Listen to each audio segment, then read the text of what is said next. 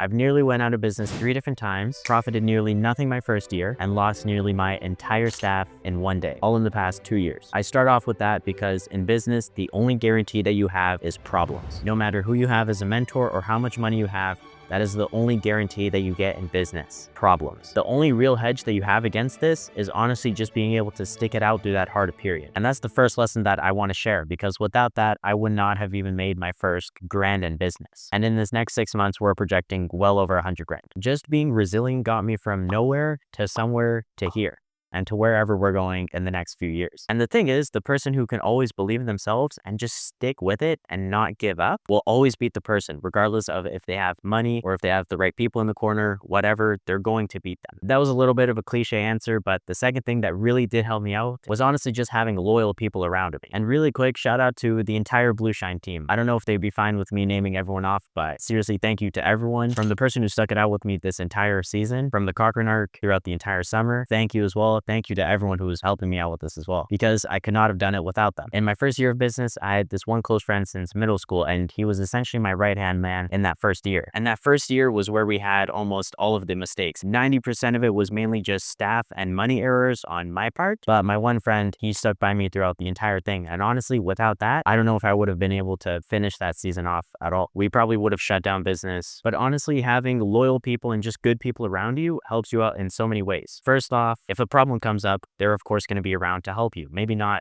actually help with the problem, but definitely be there to help you out emotionally mainly. As well as that, say you're sick or something comes up, you're going to need someone to have to take over for a day or for however long. If you don't have those kind of loyal people around you, it's all just going to come crumbling down upon you. And on top of that, one thing that is really nice too is being able to have people around you who are genuinely there to celebrate your wins with you. The second year, I would say, or the last season, is the season where literally everyone around me was amazing. I could not have asked for a better team. And I'm so happy that the team that we had the most success in so far was this team. Like, just listen to the way I'm talking about having loyal people. It's that important. After making sure that you could be the person who is just fully committed and who just will not give up no matter what problem comes up, find some loyal people around you and just find a way to work with them. What a big problem for our business and most businesses is honestly customer service. And I have 2 really good tricks that really help me with just being able to save reputation, as well as just be able to continue our growth. So we are a service-based business. Almost 1 in 10 jobs that we do, it's guaranteed to have one slip up or one mistake, whether it's small, which is mainly the case, or something big, which is rarely the case. But when that comes up, you got to just be resilient. One of my friends and to a degree mentor of mine, Dan Bagniak, we actually met because of this. Me and my one friend, we were out selling jobs and we sold to his mother-in-law window cleaning, which is our main service that we provide. And then when my one friend went to clean the home, we didn't know at first that she had like low E or some different type of glass on the home. So the entire thing messed up. It essentially looked worse than it was before. And when we cleaned the home, she wasn't home. So after we finished the job, we just sent a text message and sent an invoice. And then the next morning, the invoice got paid, as well as I got an email from her saying along the lines of, hey, the job was really shitty. Here's the pay. Do better for the next person. Because I don't know why, but I think she wasn't expecting me to respond or come back to clean. But the first thing I did was, well, during that moment, I was playing a game of Clash Royale. It was around 9 a.m. As soon as that game finished, I just opened up the Gmail app and I responded. I said something along the lines of, oh my God, I'm so sorry. We had no clue that this happened. We'll come back out in the next 1 or 2 hours. Can I send you a refund in the meantime? And then her response to it was like, oh my goodness, thank you so much for responding. Don't worry about the refund. We're here all day. Take your time. So then we got to the home and she wasn't even worried about the windows anymore. She was like, oh my goodness, I can't believe you did this. No one ever responds that quick to a complaint or offers a refund, or is this genuine about it? And this is when Dan was also there. And I remember he overheard, she invited him over too. He is a lot more successful than I am in business. And he was like, well, yeah, that's what every business does. They respond genuinely as well as they respond quick. And they're just all about making sure that the customer is happy. Because in the end, especially when all of your customers are happy, that's just when your business takes off, because then they start referring people,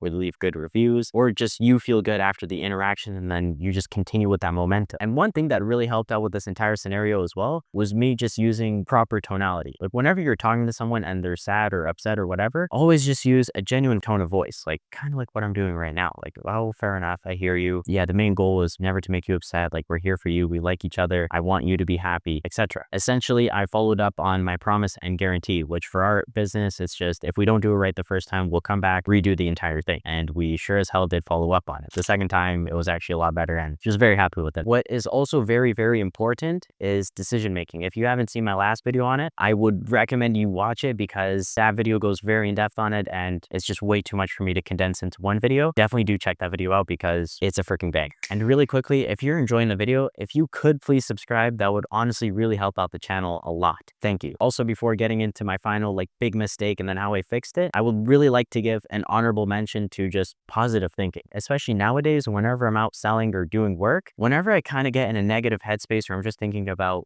negative scenarios, I always perform worse. I get less deals, I make less money overall, and I just don't feel as good. And then on the contrary, whenever I do super good, whenever I get a lot of money, whenever me and the team gets a lot of sales, it's always but one thing that's always just connected is I'm thinking positive, I'm happy, and I'm just excited. And this especially helps whenever times are getting tough. Whenever I'm just thinking negative in my head, whether it's a really bad scenario or just kind of whatever, I always just say to myself, Issa, stop thinking negative, bro. And I would really recommend you start doing that because honestly, it does help. And to a degree, positive thinking paired along with just being super resilient is what made me just push through each time that we nearly went out of business. And even though everyone says it, my recommendation is honestly try it. Over this next week, be super conscious about it. Just whenever you see yourself slipping up or thinking about something negative, just stop it and just start thinking about anything good, be it a big accomplishment, be it just you laughing at the scenario, whatever it is. Just start doing that and see yourself over this next week if things just start getting better, if the scenario gets better, if what's going on in the moment gets better, if you just start making more money, etc. And to finish this off, the biggest mistake that I've made in business was, drumroll please, not being financially smart. Big shocker, but I'm going to give 2 pieces of advice that will really help you out if you're kind of struggling out with this. So back to what I was saying in the beginning, I finished off my first year in business with nearly no money, zero. And then the second year, however, I learned from my mistakes and we're doing a lot better now, thankfully. And what caused me being broke the first year was honestly me just being a dickhead and not listening to anyone. Mainly because I had a pretty good amount of money coming in on a week-to-week basis or day-to-day basis even. So I was just like, bro, who cares? And the main mentality that I had was just listening to some of the people online who are like, bro, don't save your money. That's so stupid. Just focus on making more and more and more. And to a degree, yeah, that does help you out when, say, you're capped at how much money you can save. Yes, definitely do start focusing on, okay, let's start making more because then that will genuinely help you out a lot. But even if you are making a lot of money, if you're not saving any of it, you're going to be just like I was and go broke, or at least have nothing to show for any of the successes that you had. If you could save yourself from being as I was in the first year, please listen to me and do it. Because honestly, in the long run, of course, you'll be fine, but it's just a lot better when you don't have to go through that. Trust me. And honestly, I couldn't even tell you what I spent all that money on in the first year. It literally just vanished. And one of the things that genuinely did help me out with this tremendously the second year was just having multiple bank accounts or having multiple different places that I could store the money. Because what I did the first year was I just had one checking account where all the money would come in and then I would pay everything off with that and then pay for my personal things from that too, which was not smart at all. Now we, of course, have a business banking account, business savings, personal checking, and then a bunch of other investment accounts and a lot of money saved in cash too, which is very important. Which is one thing for some reason I didn't do it the first year. Whenever I would get cash, I would just deposit it straight away into the bank, which was stupid for taxes, even though I didn't really file them.